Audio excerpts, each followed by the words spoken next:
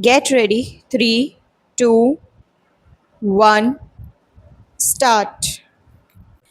Honorable members, our 8 lakh cooperative societies and their 29 crore stakeholder members represent nearly 90% of rural India. In recent years, cooperative societies have also expanded in urban areas. Various initiatives taken for economic empowerment of the cooperative sector are creating numerous employment opportunities. The year 2025 is being celebrated as the International Year of Cooperatives, and India will play a significant role in this global initiative. When we discuss the nation's development and achievements, we are essentially highlighting the capabilities and accomplishments of its citizens. Today, there is collective participation of all in the development of the nation, and that is why we are able to realize its true potential. The greatest beneficiaries of my government's efforts have been the Dalit, backward, and tribal communities. For decades after independence, our tribal communities faced neglect. My government has prioritized their welfare. The Dajgua and the PM Janman Yojana are direct examples of this initiative. Nearly 1.25 lakh tribal children are receiving quality education through more than 470 Ekalavya model residential schools. In the last 10 years, 30 new medical colleges have been established in tribal dominated areas. A special national mission is addressing health issues related to sickle cell within tribal communities with screening of around 5 crore individuals already completed. My government has undertaken several initiatives to preserve tribal heritage. This year, the 150th birth anniversary of Bhagwan Birsa Munda is being celebrated across the country as Janjatiya Gaurav Varsh Para.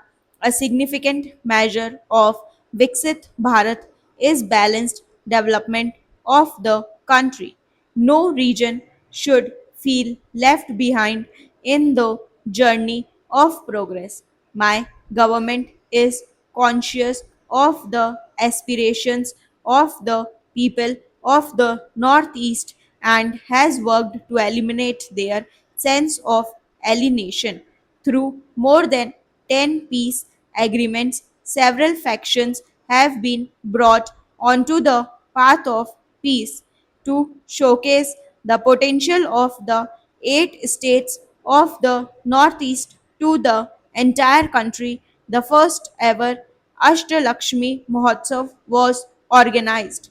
Along with the development of the Northeast, the government has initiated a comprehensive development plan for the Purvodaya of the eastern states, which will also create new employment opportunities after the abrogation of Article 370. There is a conducive environment or development in Jammu and Kashmir.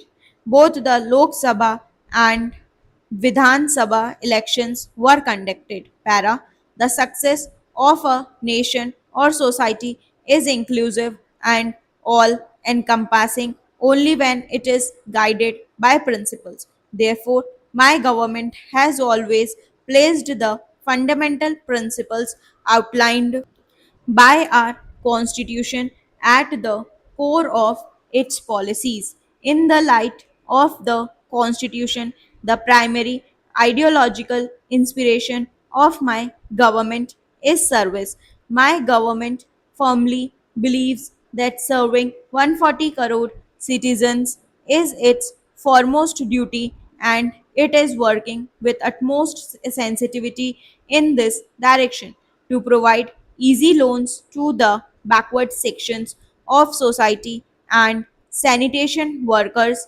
The scope of the PM Suraj Yojana has been expanded to ensure the benefits of government schemes reach differently abled individuals. Over 1 crore Divyang ID cards have been issued.